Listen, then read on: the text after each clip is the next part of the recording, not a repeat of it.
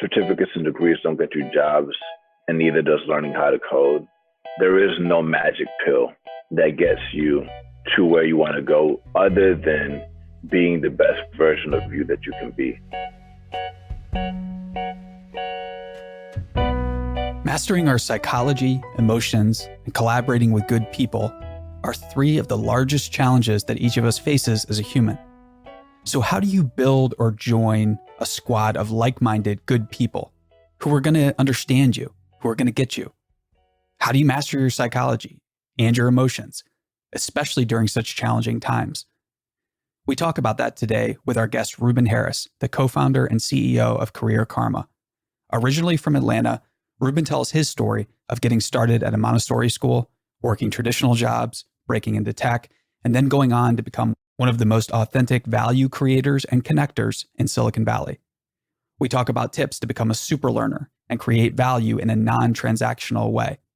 We discuss the unbundling of higher education and how the unbundling of it is creating critical opportunities in a multi-trillion-dollar market. Plus, we talk about blue zones. This is a term researchers coined to designate areas of the world where people routinely live to be 100 plus years old. Ruben discusses how a learning practice from a specific Japanese blue zone helped inspire their company model and how you can go about employing this strategy in your own life. We also cover ideas to build a healthy psychology and manage your emotions by allowing ourselves to cry and recognize those who have supported us the most. Now, let's jump into today's episode of Hidden in Plain Sight with our guest, Ruben Harris. This season of Hidden in Plain Sight is brought to you exclusively by our friends at Splunk, the Data to Everything platform.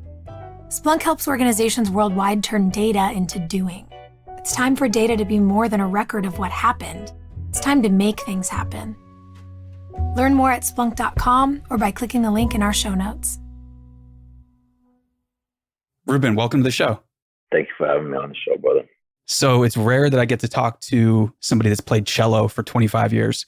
Is it still 25 or how long you been playing? It's almost 30 years now. Oh, wow. I started playing cello when I was 4. I just turned 33. I started October that year. So it'll be October next year will be 30 years. So, yeah. That is a long, long time. What got you into cello? Was there a classical music inspiration in the family? Did one of your parents or somebody just want you to play it? What was that origin like? Yeah, it was my parents for sure. I was going to Montessori school. I really liked the Montessori model, by the way, which we don't have to go into now. But I went to Montessori school, and there was a violin teacher there, and my mother asked her if she also plays like another instrument. And she happened to also teach cello very well. Her name's Bonnie Bull. And so, yeah, that's how I started playing cello. It wasn't anything super scientific. My mom just wanted to give us things that nobody could take away from us but ourselves. And so music was a requirement for every single member of our family. And so I played cello. My brother plays cello. My sister plays violin. And we all speak Spanish. So that was the Very inspiration. Cool. And I happen to be good at it. And I'm very good at cello. So, yeah. Yeah, that principle or mindset, develop skills and develop things that nobody can take away from you. It doesn't go out of style, right? It's something that is a foundation for many other things. So I think it's fascinating that you were getting your start in Montessori schools and that your mother was open to that, because I think so many parents now, they're still kind of leaning towards the traditional models.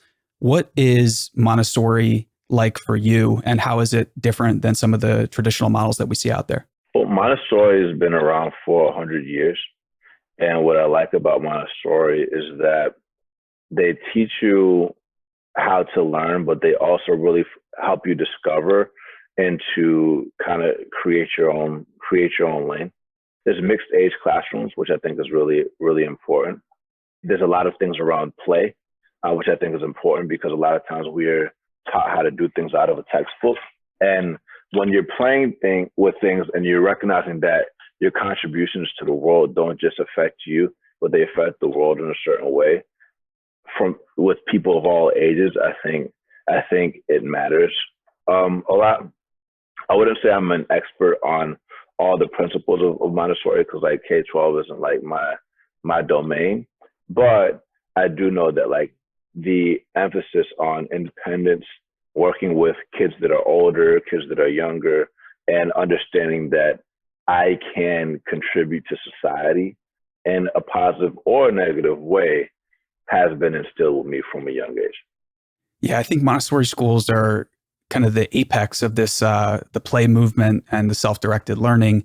And what's so fascinating about that is, you know, getting your start in Montessori, I think has led you to a really fun trajectory where if I study your bio, your background, you've done a lot of different things and worked in a lot of disparate fields. I think so often we find people, even entrepreneurs, they get kind of pigeonholed into this like one specific industry where you've worked in many, whether it's investment banking, media, podcasting. You've worked, you know, for senior living facilities, help booking celebrities and setting up concerts and gigs and things of that nature. Tell us a little bit about your career journey and how you went from Montessori to kind of breaking into tech. Yeah, I mean, I think to your point, when you put them all in their like separate elements, it doesn't like really make a lot of sense. But when you tell the story, you can always like tie it together. Sure. And I think you did it the right way, because like I've always had a plan for what I wanted to do in my life, but things don't always go according to plan. And so you always have to adapt to what's happening, right? Like going back to the Montessori principles, like you gotta respect things around you, and you gotta understand that like you can't control everything, no matter how good you are, right? There's always going to be the unexpected interactions, and you got to understand that we have freedom within limits, and we have to understand how to leverage the constraints of this world to achieve our purpose. And so when I think about my career, I always wanted to be an entrepreneur, but I always recognized that if I wanted to be an entrepreneur and build something that's massive and lasts for hundreds of years, it requires an understanding of how the game is played. And like how the game is played outside of tech is different than how the game is played in tech. And I grew up in Atlanta, and when the tech company was coming up, the tech industry was growing up with the Atlanta Tech Village, and when I was in Chicago, 1871 was getting big, so I was seeing like different things happening in the tech world there. And so I knew that if I wanted to be in the tech world, I had to learn certain skill sets. So it was either going to be learning how to sell or code. I had to have a strong network. I had to be able to tell a good story. And I had to have some type of credibility that people respected, and that I wanted to get close to get into those networks. And so historically, when you think about credentials, you think about the university or college. There's credentials, there's socializing, there's network. For me, I knew that I wasn't going to be able to become who I wanted to be by relying just off of my degree, my GPA, because I had a terrible GPA. I went to school that nobody's ever heard of. And I'm actually very not bullish on credentials, because there's over 730,000 credentials with limited transparency and outcomes. So for me, I wanted to pick companies where there were people that can give me a strong network that had credibility in the market, which led me to, in the beginning, starting at well-known investment banks, so that people can think that I work hard and that I'm smart, and not just think, so that people know that I work hard and that I'm smart, and that I can achieve what I accomplish and do things in a short amount of time. But also when I was in tech, that I worked at companies that were well-funded, solving problems that were fundamental to humanity, that positioned me well to do what I ultimately wanted to do. So my mantra for where I wanted to work were companies solving problems for them as those high creative needs, backed by top tier investors, with a founder that has a problem themselves, with a team that's done it before, and a place where I could contribute, not just in a small way, but in a big way. So that was my way of picking companies. And then through that process, I met my co-founders, and I got to where I am now. Yeah, I love that framework for decision making and analyzing different companies that you might join. And it's sounds like a mutually beneficial one where it's symbiotic, not just for you, but for all the folks in the company as well. It's really cool. when you were coming out to Silicon Valley or considering it, I think I heard that you sent a tweet to Biology, or you basically just sparked up a conversation that got you, an opening to come out to Silicon Valley. Can you tell us a little bit about that and kind of what your thinking is there when it comes to talking to who you want to and starting the conversations that you want to? Yeah, I think each one of us is natural at something that's not natural to everyone else. I think each one of us also has been given our unique struggles for a reason.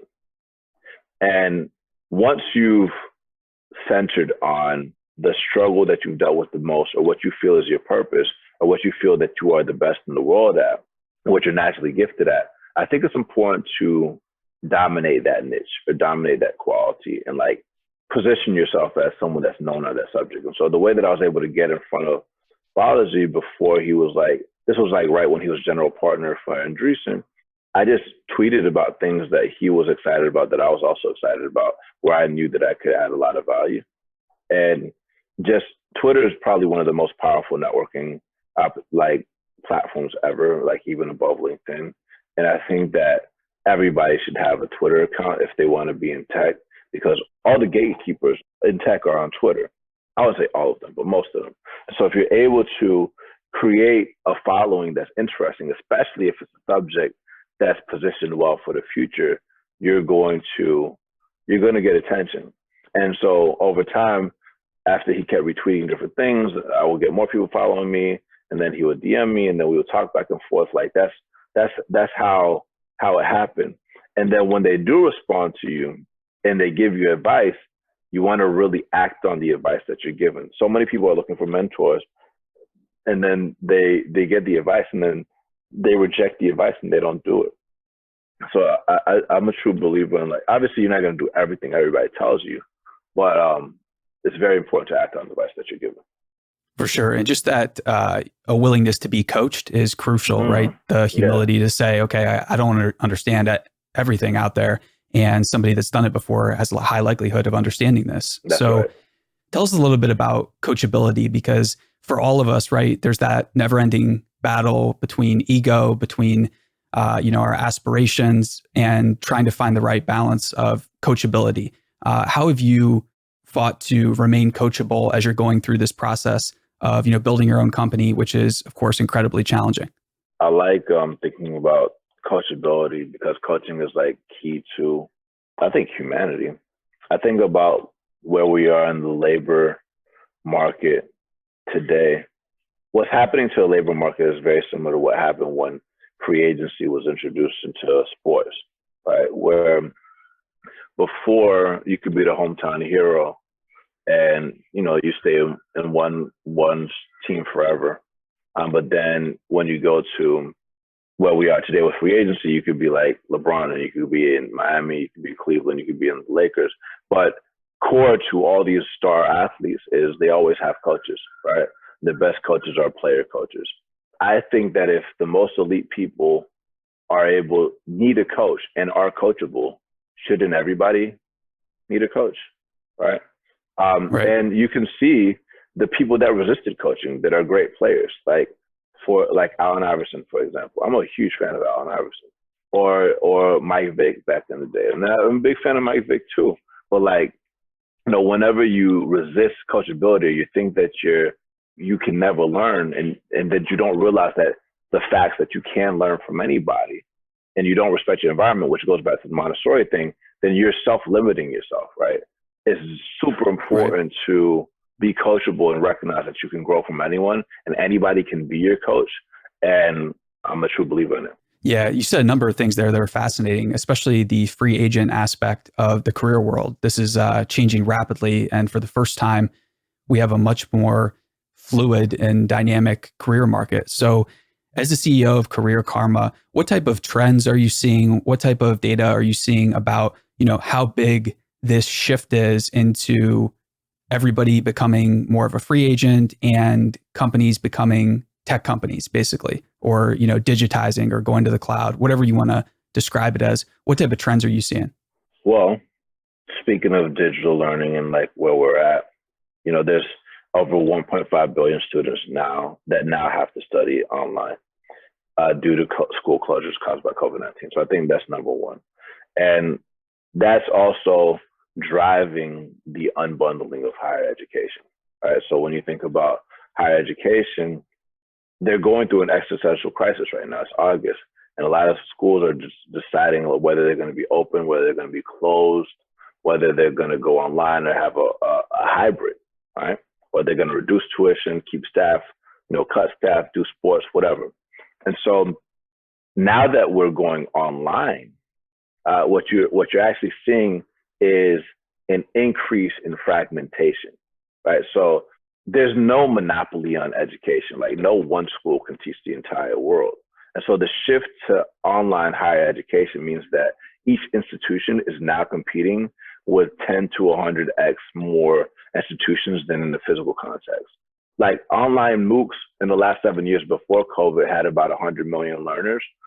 But now, since COVID, we're up to 300 million monthly visits globally as like learners seek solutions. And so when you think about that stage, the problem on the school side is how do you differentiate yourself? So you got to like really get good at marketing digitally. And then on the individual side, it's difficult to figure out which credential is best for you, what industry is aligned with your skill and your interest. Does the program format fit for you and your family, whether it's part-time, full-time, self-paced? What's the completion rate? What's the average salary? And what are these jobs, right? Like if you want to get in tech, if you never heard of a product manager or UI or UX or engineering, there's a lot of lack of awareness and perception, which makes people scared, because not only do you have to find a program, you have to find a program that you can trust, because there's a lot of scammy programs that are out there that will charge you money just for a credential and no job.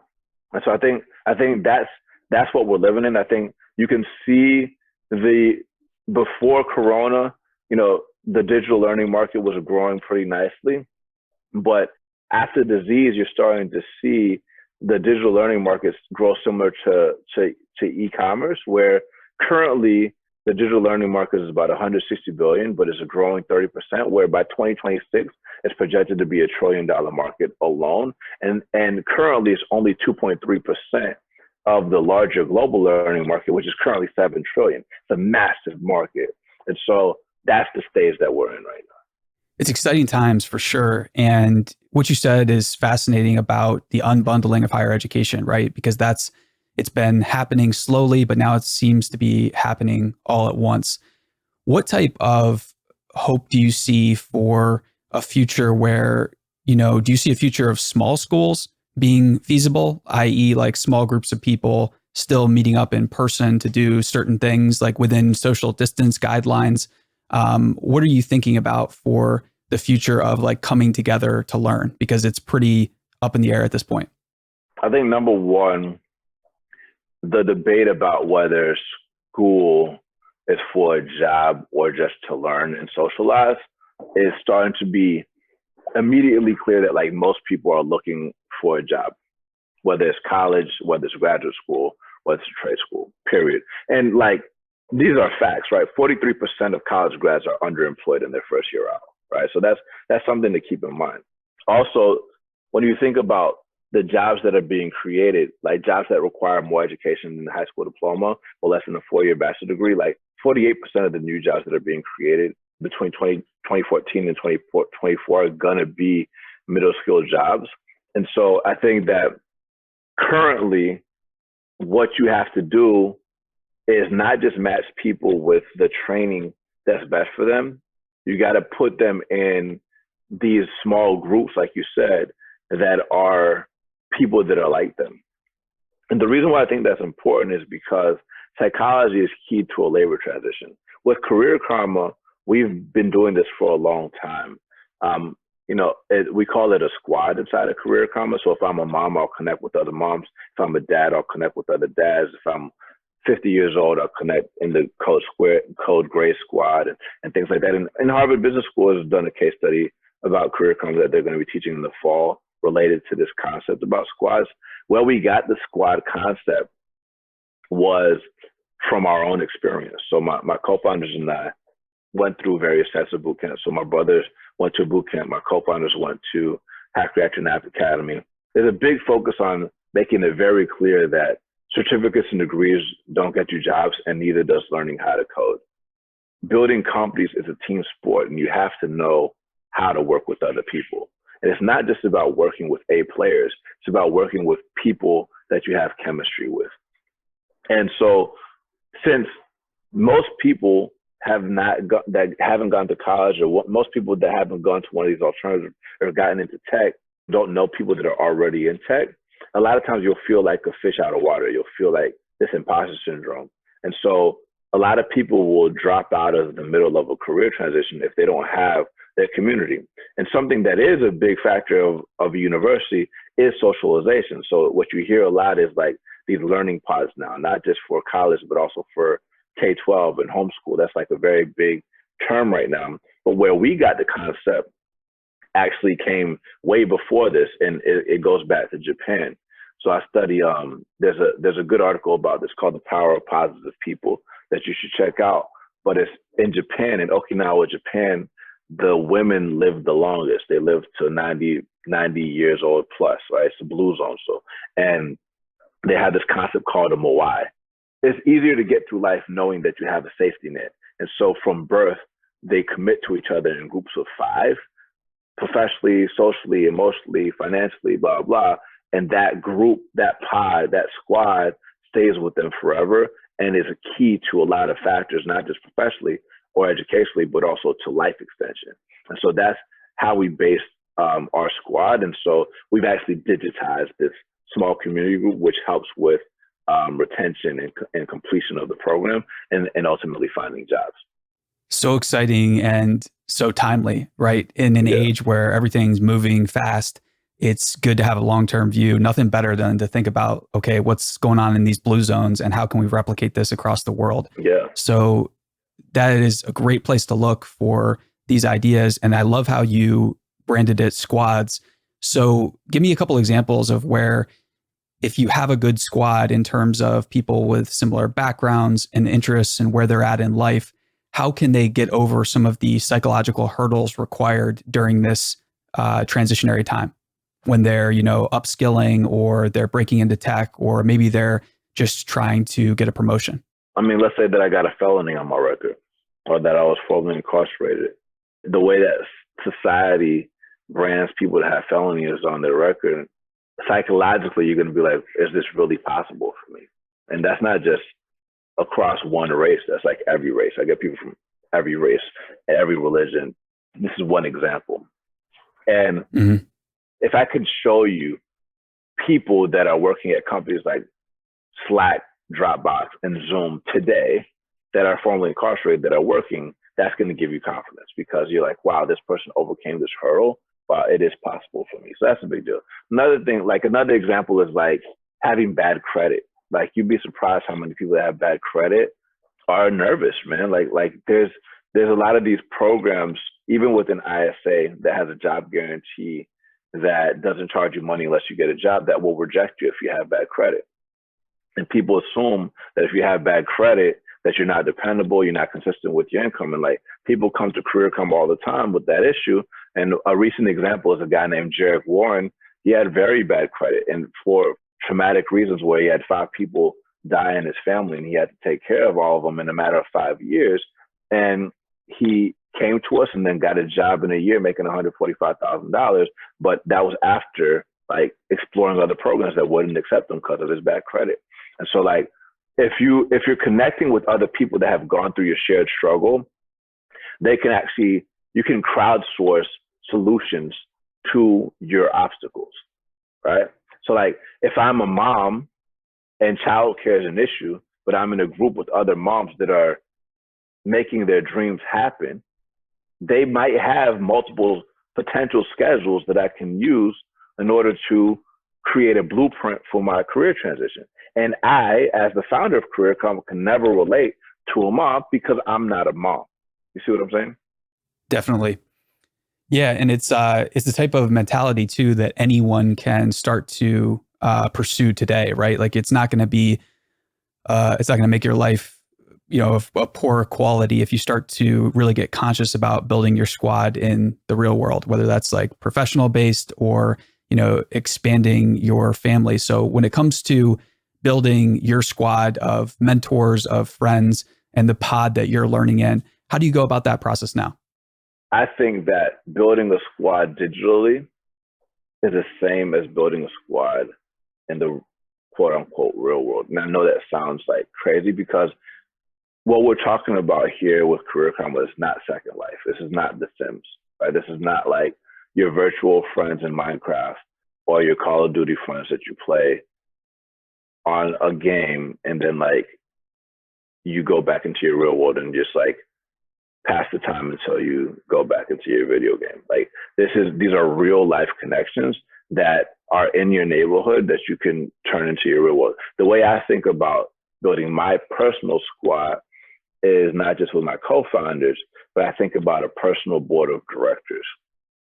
When I think about a personal board of directors, I think about a real board of directors. Like, yeah, you want people that can help you scale a company. You want people that understand ed tech. You want to have people that understand labor markets, but you might want some people that have a completely different perspective that's outside of your industry that can give you guidance, right? If media is a big issue or a big piece of your company, you might want to have somebody that's really good at media, right? If building community is a big part of your company, you might want to have somebody like a Quora or a Reddit that really understands communities. So like, as you think about who you are, like you mentioned my career in the beginning and the companies that I work for, yes, it's a bunch of different companies, but like, I think in the future, we're all going to be Franken people, right? We're all going to want to achieve a certain goal. We all do want to achieve a certain goal. And there are certain skill sets and certain relationships that we need in order to achieve our purpose. And so when you think about crafting your personal board of directors, think about who are the people that you would never be able to hire into your company or into your personal network that you can build relationships with. And I talk about this in our first Breaking Stars blog post, and then like get cool with them. You don't have to call it a mentor relationship. You can check in with them once a year, twice a year, maybe 4 times a year. But like that personal board of directors is going to be crucial to your future. And it should not be a transactional relationship. It should not be tit for tat. It should be just real, genuine, high quality, like friendships. I love it. And so did you always have this ability to kind of build relationships? When did you first develop this skill and how did you build on it from being a young person to where you're at today? What were some of the missteps you made in building your own squad and what were some of the victories you won along the way? I've always been natural at it. I think that's definitely one of my superpowers. I think cello helped a lot because as a Black cellist and growing up in Atlanta, I've always been in different worlds, right? I've been in like just different worlds. So it's whether it's a classical music world, a hip hop world, R&B world, jazz world, whatever. Like I've always been able to adapt and interact in any environment. Missteps. The reason why I like this question is missteps is it reminds me of a conversation I had with Justin Rosenstein, who's the co-founder of Asana, and he invented the Facebook like button in GChat. He was one of my first roommates in the Bay Area. And I'll tell you what he told me in a second. But I also have a close mentor of mine named Jane Yu that got me my first job in tech at All School. And she came up to me and said, Ruben, like somebody came up to me and said that you are one of the most networked people in the Bay Area and Silicon Valley. Like, you know everybody. And it really upset me. And I was like, what do you mean? She was like, I don't want people to think of you as the most networked person or the connect or the plug. I want people to see you as a beautiful human being that cares about people, that wants to help them with no expectation of return. And because of that, you are the most connected. And I was like, okay, got it. And then I shared that comment with Justin Rosenstein when we were chilling at the house, this house called Agape. and I was telling him about this concept called the emotional bank account, where you have like deposits and withdrawals. I think it comes from the 7 Habits of Highly Effective People, where it talks about like the importance of making positive contributions to relationships. Because if you ever make a withdrawal, then like you're not going to be at the deficit, and there's going to be no conflict in the relationship. And I think it's healthy to like understand the emotional bank account and how you would think about that. But when I shared that with Justin, he was like, "It's too transactional. Like it's way too like formulaic. We're not like human beings. There are formulas that you can follow in order to crack codes. But like if you go through life treating everything like a transaction, you're not going to be fully living life. You shouldn't be using people. Like on the flip side, there's a great quote by Kanye that says, if you're not used, you're useless. But you do want to recognize that like there's a lot of value in just doing things to help people. If you're a great human being helping people, that karma builds up and comes back to you later. For sure. And just that mentality too of kind of getting lost in the service and the value creation is it's almost like the best medicine, right? Mm-hmm. Anytime you're feeling down, it's just a guaranteed path to opening your eyes again about what's important. Mm-hmm. So being a CEO, founding a company, moving across the country, obviously not the easiest things in the world. Have there been any dark nights of the soul for you on this journey? And if so, what are some of the things you did to get through them? Yeah, man, for sure. I mean, I think as a CEO, you know, one of your jobs is to tell the story on the company. That's why you do podcasts like this. One of the jobs is making money for the company. That's why a lot of CEOs come from a sales background. So you got to make sure your revenue is growing. And then another job is like capitalizing the company in addition to like making strategic hires. So like capitalizing companies is like raising money for the company. Since all of that is key to a company, and like you have, especially you raising capital is key to the company, like you got to realize that a lot of people are depending on your success. If daddy doesn't come home and bring the bacon, nobody's eating. You also recognize that like, it's not just you, like it's a team effort. You're working with everybody. And if everybody's not hitting their goals properly, like you can't raise the money, but like there have been some dark nights. I mean, I remember when I was fundraising in the beginning and wasn't resonating with a lot of people, especially before COVID hit. You know, a lot of people didn't really understand boot camps or ISAs and things like that. Now everybody does, and so it looks like the timing is perfect, which it is. But before, when you're insanely early to something, and a lot of people don't understand what you're building, and you're getting all these rejections, man, it hurts, man, especially with people that you grew up with or investors that you've known that told you no, you know. But I think understanding that no's turn to yeses, and that and seeing those no's as a challenge to become a better communicator, that's how I took it, is to be a better communicator. It teaches you to grow in ways that you've never grown before. But I've had plenty of teary nights, for sure. I've had plenty of angry nights as well. And I think managing your psychology, the biggest things that you need to master on this journey. Couldn't agree more. So when it comes to mastering your psychology or bouncing back after a teary night, angry night, whatever the case might be, what are some things that you do? I've got my go-to things, and everybody out there should, be thinking about what they do and how it's working. But I would love to hear you talk about kind of what are your go-to methods, ways, habits to bounce back. When I'm in my darkest time, I pray and I ask people to pray for me, especially like the people that I know that are really in tune spiritually, that are like very successful, that I know will pray for me. Like a good example is like Jason Maiden, right? Who used to be the global brand director for Jordan Brand and Nike. Like, I don't even have to ask him to pray for me. He'll send me a random inbound text saying, what can I pray for? And when I ask him to do it, he'll immediately send me a voice note so I can hear the prayer. And it gives me chills like immediately. Even just thinking about it, man, it causes a lot of emotions just thinking about it. There's a lot of power in recognizing that what we're building is not just a company. It's a mindset. It's a movement. I truly believe what I'm building is part of my purpose. Right? I was made to do this. And so that reminder wakes you up. It wakes you up. Creation is a spiritual exercise for sure. Ooh, Yeah. Exactly. Creation is a spiritual exercise. Yeah. I like that one. I haven't heard it framed that way, but like understanding that is key. So that's one thing that I do. I think playing the cello is great. I think it's a great way to express yourself. Sometimes I get caught up playing the same music, which isn't the same. It's kind of like saying a repetitive prayer. It's not the same, right? I'm not the best at improv cello. So sometimes if the cello isn't doing what I need it to do, I try to search for different music that is therapy in music form. It's another thing. Exercise is definitely like super, super important for me. Like if I'm angry, like getting a solid pump, a solid sweat really helps me a lot. Jiu-jitsu, whenever I'm on my game, helps a lot, a lot mentally.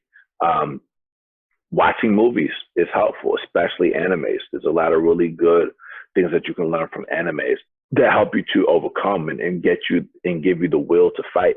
I also like speaking to the most powerful women in my life, whether that's my mother, my grandmother, female founder mentors. The reason why I like speaking to whether it's our investors, female investors, is a lot of times they're more mature and more in tune with their emotions, very collaborative.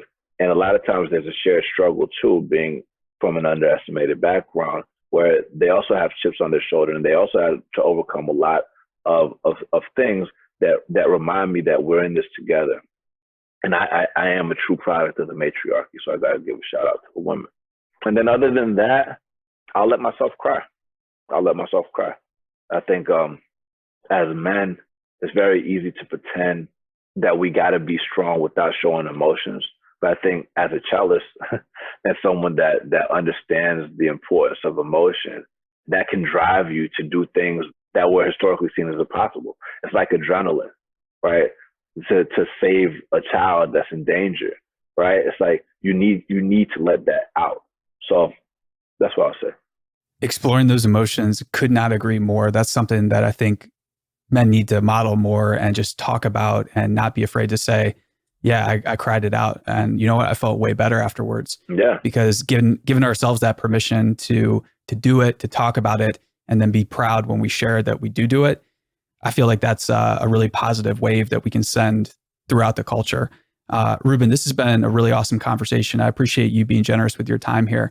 When it comes to the future and making plans and thinking long-term, what are you excited about right now? What is giving you energy during these crazy times that we're living in?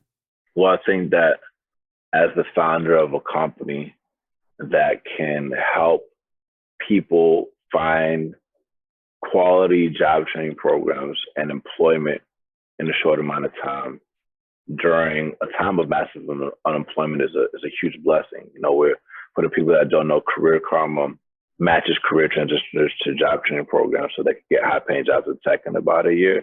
And so like when you have 54 million Americans that lost jobs and you have over 500,000 people coming to Career Karma a month and growing, like by the end of the summer, we'll have over 1 million people a month coming to us. That's a huge responsibility. I get energy from my work because I get to help people do what they love in a world where most people aren't doing what they love. I help people put food on the table for their families. I help people not just do this as individuals, but recognize that they have power as a collective. And I'm excited to see that growth.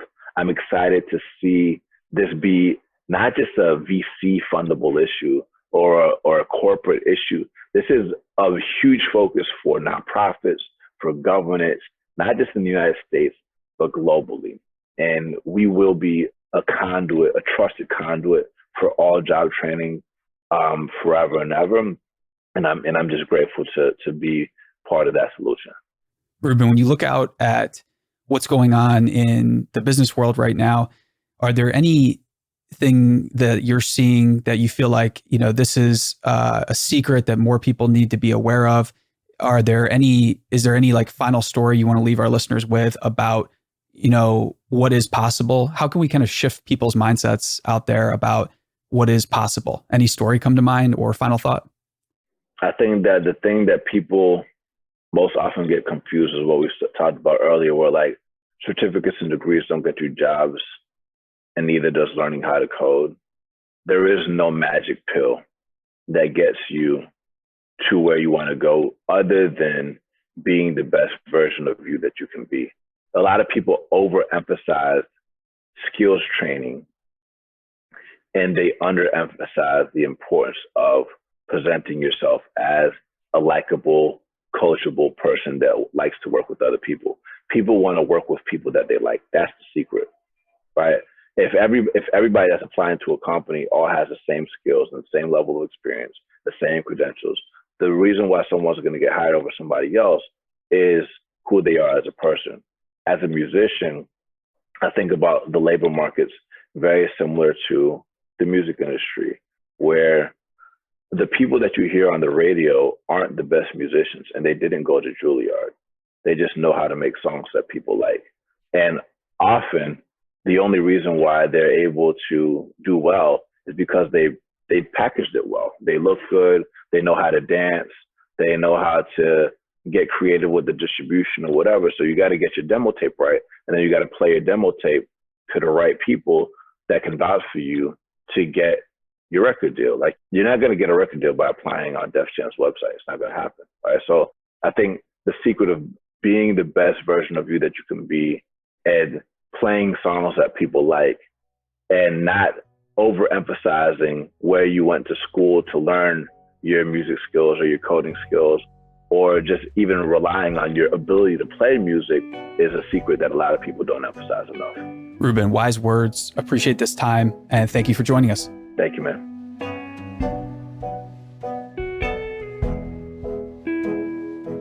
I'm Sophia Bush, and you've been listening to Hidden in Plain Sight from Mission.org. This podcast is sponsored by our friends at Splunk, the Data to Everything platform.